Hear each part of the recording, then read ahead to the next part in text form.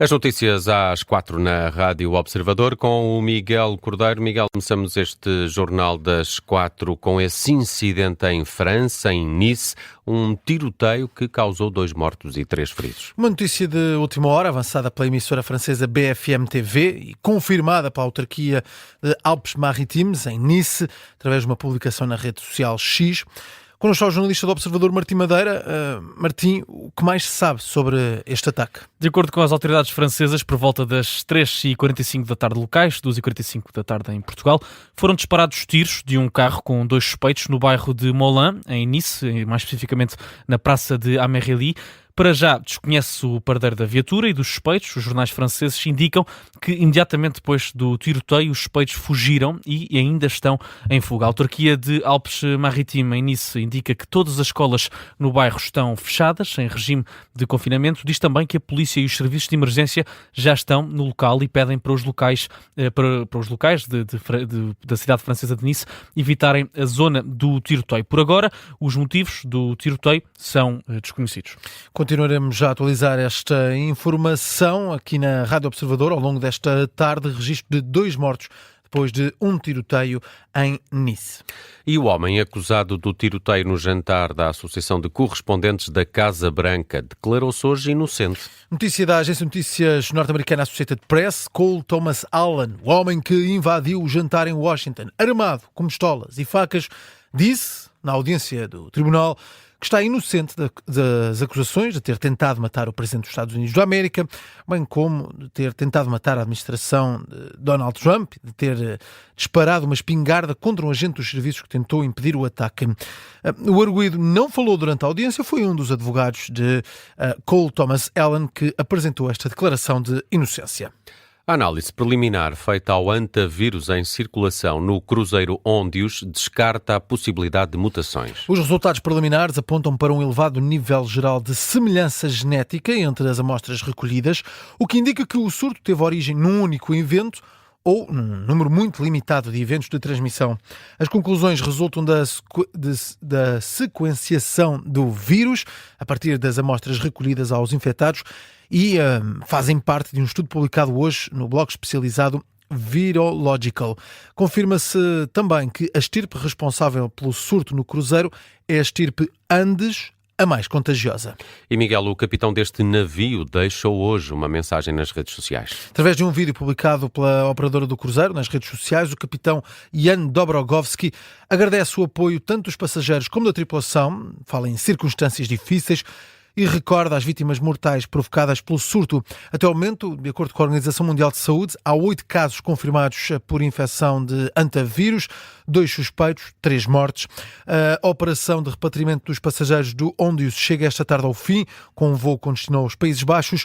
O cruzeiro segue depois para Roterdão, às 7 da tarde, apenas com a tripulação a bordo. E há um novo navio afetado por um vírus. Mais de 100 de pessoas estão infectadas com um norovírus a bordo de um cruzeiro Caribbean Princess. Isso é o que adianta o jornal norte-americano New York Times, que cita fonte do Centro de Controlo de Doenças dos Estados Unidos da América. O surto foi comunicado na semana passada e foi avançado que os passageiros e membros da tripulação infectados foram isolados das restantes pessoas a bordo deste cruzeiro. Ao todo, há mais de 3.000 passageiros e mais de 1.000 membros da tripulação no Caribbean Princess. Ainda assim, este vírus, o norovírus, é bastante menos perigoso e bastante mais comum que o antavírus. Não é responsável por um elevado índice de mortalidade. Em Portugal, a CGTP já entregou o pré-aviso de greve geral para 3 de junho. Foi à 1 da tarde no Ministério do Trabalho que Tiago Oliveira, secretário-geral da CGTP, chegou com a documentação desse pré-aviso de greve para 3 de junho. Aos jornalistas, explicou as razões para esta paralisação e quis deixar um apelo aos trabalhadores. Apelo muito grande aos trabalhadores para que façamos do próximo dia 3 de junho um grande momento de luta. Há uma coisa que os trabalhadores têm que perceber, não é depois de casa roubada que vamos pôr trancas à porta. É agora que temos que lutar, é agora que temos que derrotar o pacote laboral.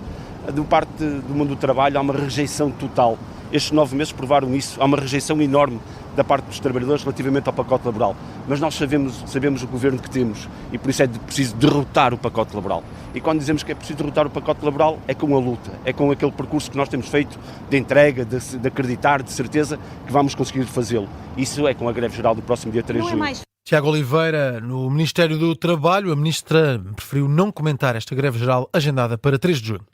A UGT emitiu um comunicado em que condena ataques ao sindicato. No fim de semana, Luís Montenegro, a propósito da reforma laboral, referiu que Portugal precisa de sindicalistas com arrojo. Falou em Portimós, falou como presidente do PSD e quis criticar sindicatos do século passado. Considerou que o país não precisa de estruturas que funcionam com os enquadramentos do século XX para serem competitivos no século XXI.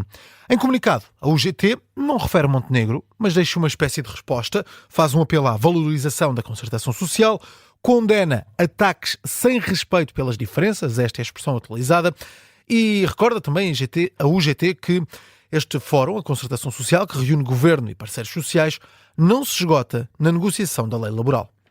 O PS acusou o governo de querer responsabilizar os sindicatos por este chumbo do pacote laboral. Critica o governo, já Luís Carneiro, por estar em colisão com os trabalhadores, em vez de estar a tentar encontrar soluções.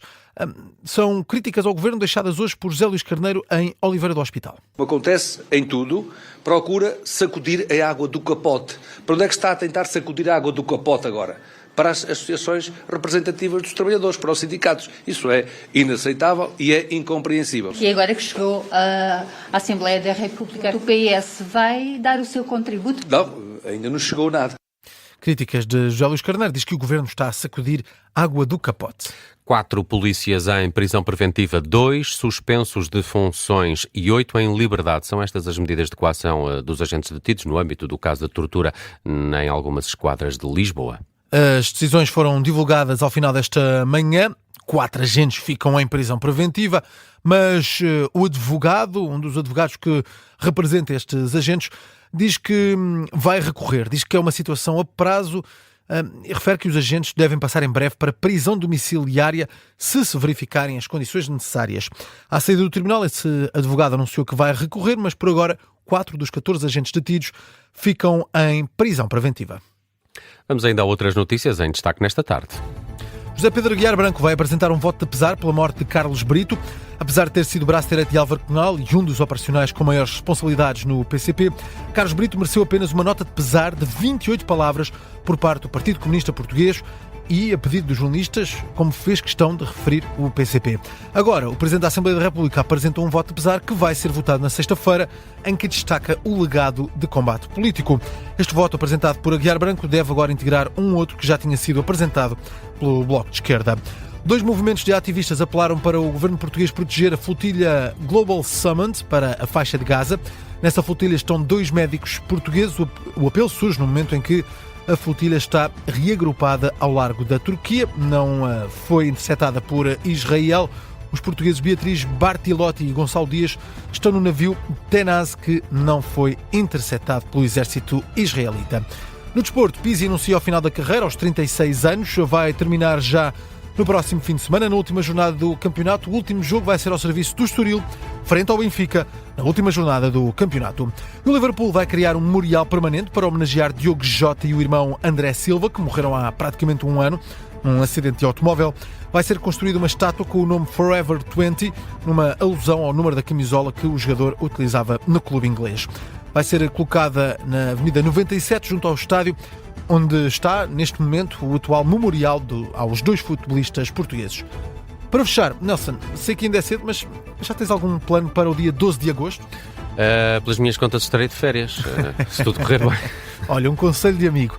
Estás de férias, tens tempo livre naturalmente, mas não procures sítio para dormir em Bragança, porque não vai ser possível. E porquê?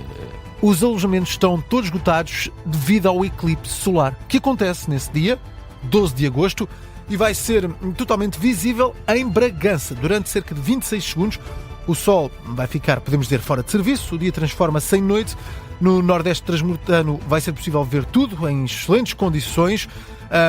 Em algumas regiões de Espanha também, na Islândia e na Groenlândia. Os empresários da região revelaram hoje que o eclipse total do Sol que acontece daqui a 3 meses, a 12 de agosto, que apenas pode ser visto na totalidade no Parque Natural de Montezinho, fez com que as pessoas se antecipassem a reservar a estadia. Este fenómeno esgotou os alojamentos rurais e também hotéis em Bragança. Portanto, dormir em Bragança, nesse período, a 12 de agosto, será muito, muito difícil. Podemos sempre tentar Mirandela, que Sim, não é muito longe.